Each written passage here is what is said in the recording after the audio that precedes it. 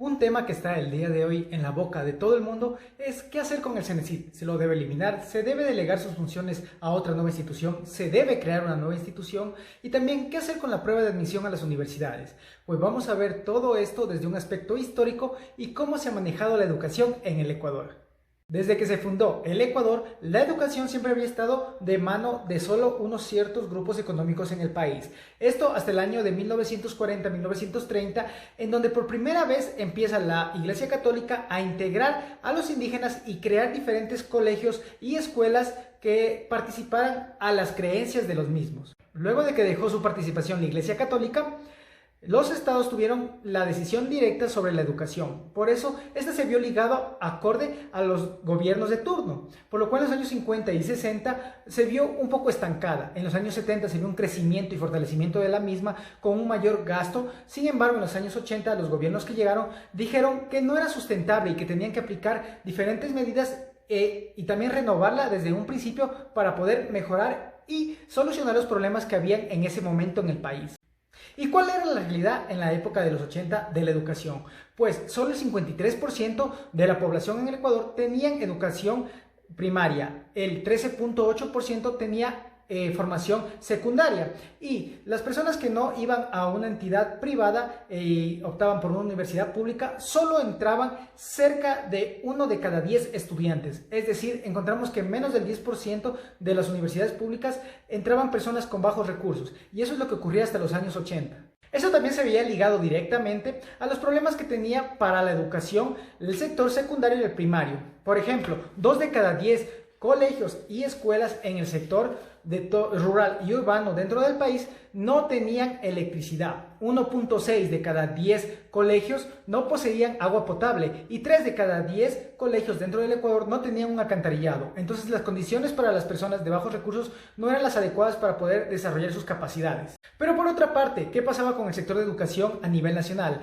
Pues no existía una descentralización exacta, por lo cual el Ministerio de Educación no podía realizar los planes acorde a las necesidades que veían, debido a que era el Ministerio de Economía el que daba y aplicaba a qué sectores y a qué planes se iba a dar y destinar el dinero del sector de educación. Entonces el sector de educación tenía voz, pero no tenía a la final los recursos necesarios para implementarlos. A esto también se sumaban casos de corrupción, a diferentes aplicaciones de políticas que no eran las necesarias en ese momento, y como digo, los problemas que se enfrentaban en ese entonces, de la época de los 80, 90 hasta inicios de los 2000, era el sector primario y secundario. Lo que se destacaba en las universidades antes del 2007 era que existía un gran poder de parte de los maestros que reclamaban en todo momento los derechos y el dinero que no se les pagaba. También tenían unos sueldos muy bajos para esa época, no percibían lo que debían, y esto también se podía observar en la baja calidad que tenían de prepararse los mismos, debido a que no veían un incentivo para mejorar. Muchos pueden decir que por ser maestros y dedicarse a eso deben siempre estar continuamente mejorando, pero sin un salario detrás, estas personas a veces tenían que recurrir a segundos trabajos o a ver cómo solventar su vida. Por eso el sindicato de profesores en la época de los 90 y casi los 2000 era el más grande en el Ecuador. Ahora sí, vamos a analizar lo que es el CENESID luego de haber dicho cómo estaba la situación antiguamente. ¿Y por qué la mencioné? Porque esta estructura que llevó durante la historia del Ecuador fue lo que conllevó a que la gente, tanto de bajos recursos, de medios recursos y también los maestros, no se vieran con un sistema educativo adecuado y votaran y se dejaran convencer de cierta manera por discursos que en el 2007 los llevaron a ganar al expresidente en ese entonces y crear la institución. Entonces, ¿qué ocurrió con esta institución y qué resultados tuvo? Para hablar del CENESID tenemos que mencionar que después del 99, de la crisis financiera que tuvimos, el sistema colapsó completamente de educación. Esto debido a los problemas políticos y económicos principalmente que hubo en el país. Luego de esto se intentaron implantar diferentes modelos, por ejemplo en el año 2000-2003, con ya el crecimiento que estaba teniendo nuevamente la economía debido a la dolarización. Sin embargo, los gobiernos tampoco aplicaban planes justos hasta que llegó el 2007, en donde el gobierno de Rafael Correa inició un plan de educación nuevo, fijándose como objetivo la alfabetización de las personas que no la tenían, el sector primario, el sector secundario, mejorando infraestructura, mejorando de cierta manera el gasto en este sector y dando mayor poder a la parte de educación que tome sus decisiones y también vea cómo capacitar y asignar los recursos de ese entonces.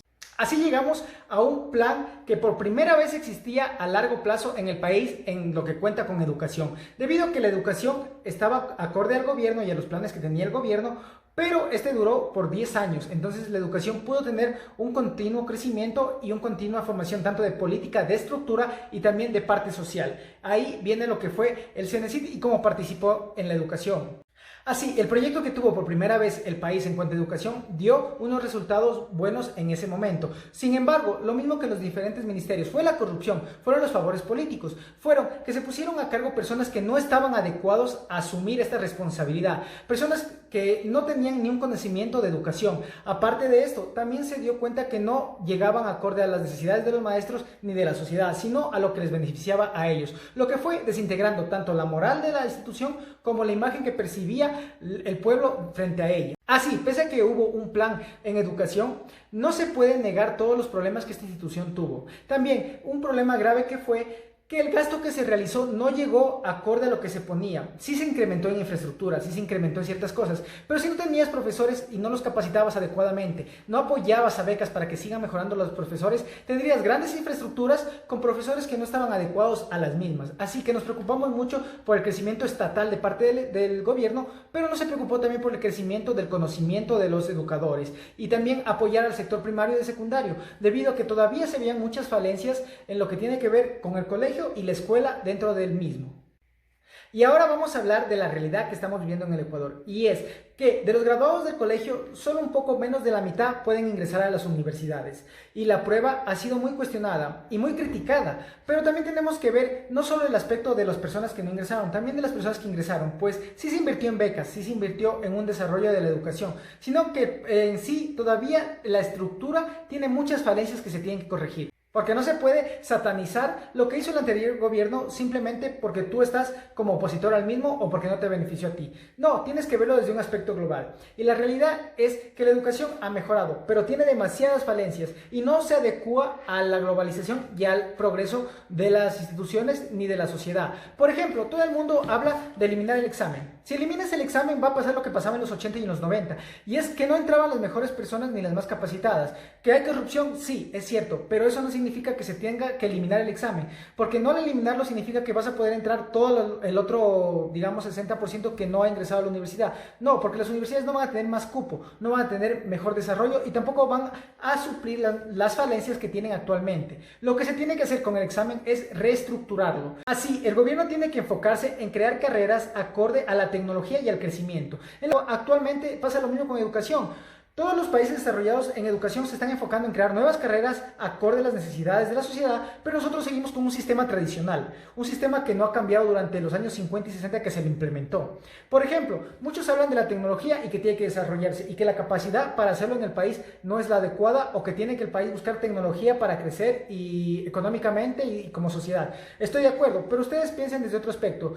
¿Cuántos ingenieros en sistemas tenemos, pero especializados en ciertas cosas, digamos en chips o en cosas de computación que vayan acorde a la tecnología hay en el país? Son muy pocos. Para una empresa que quiera venir internacional a invertir aquí, podrá traer el equipamiento, pero ¿qué podemos ofrecerles nosotros de la parte humana y de conocimiento? Si estamos muy atrás. Por eso la educación es un pilar fundamental para poder crecer económicamente y socialmente. También tenemos que permitir que los gobiernos que vengan no intenten cambiar todo de golpe, sino que sigan un curso que ya se va adecuando poco a poco y no sigamos dependiendo de el discurso populista de lo que hizo el anterior gobierno está mal. No, hay cosas que rescatar y mejorar, y estoy de acuerdo. Y como digo, siempre lo hago de una manera imparcial. No soy correísta y tampoco estoy de acuerdo con el nuevo gobierno. Tengo mi opinión y eso es para otro video. Pero tenemos que ver que si ya hay una base, no desmantelarla, sino continuar con la misma base. Y los datos económicos y políticos vayan mejorando acorde a lo que podamos hacer y puedan hacer las autoridades encargadas del mismo. Ahora, con la ley que se aprobó de la educación, aparte de beneficiar a los maestros,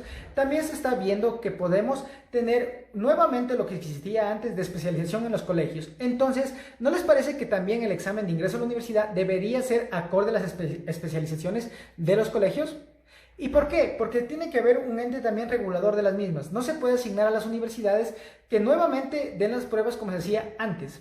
Porque antes, cuando las universidades tenían autonomía total, no bueno, las personas que son mayores, los jóvenes tal vez no lo recuerden, pero las personas hacían filas desde 2 días anteriores a las matrículas para poder conseguir un cupo, porque eran los primeros que llegaban, o las personas que tenían algún conocido dentro de la universidad, las que ingresaban. No eran las más capacitadas ni las mejores, sino las que tenían palancas. Entonces no es un problema en sí del sistema educativo, es un problema de la corrupción que está intrínseca en tanto gobiernos de izquierda o de derecha dentro del país. Y eso tenemos que cambiar. Entonces sí tiene que haber un ente que la regule, pero este ente también tiene que responder a otros ministerios u otras funciones y no ser completamente independiente de las mismas. Para esto tiene que tener financiamiento del ministerio y de la parte gubernamental, y también enfocar este financiamiento acorde a las necesidades de la sociedad. Les digo, no se puede eliminar estas pruebas porque los mejores sistemas educativos del mundo las tienen.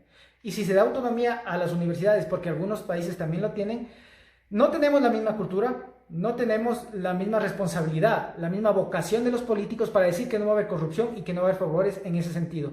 Entonces, lo mejor que se puede hacer es que haya un ente que las controle y que este ente también responda a otros, para que así el ciclo de la política y también del Estado no se vea dañado por los gobiernos de turno. Y puedes estar a favor o en contra de lo que acabo de mencionar, pero yo solo intento dar mi opinión desde una parte imparcial y con estructura. Además de esto, este debate puede llevarnos horas y puede ser mucho más amplio, y para personas dedicadas al campo de la educación que pueden contrastar ideas. Y eso es lo bonito y eso es lo importante, que se debata, que se contraste ideas y que no se crea que una persona tiene el conocimiento total. Hay teorías en la parte económica, política y de educación que ha llevado siglos para desarrollar y no han tenido una respuesta concreta. Así que una persona que les diga o crea que lo que él dice es la realidad y es lo que tiene que ocurrir, pues solo cae en una falacia narrativa y no es la verdad. Así que conmigo, como dije, me despido, nos vemos en una próxima y me alegro mucho que estén apoyando los videos, así que hasta luego.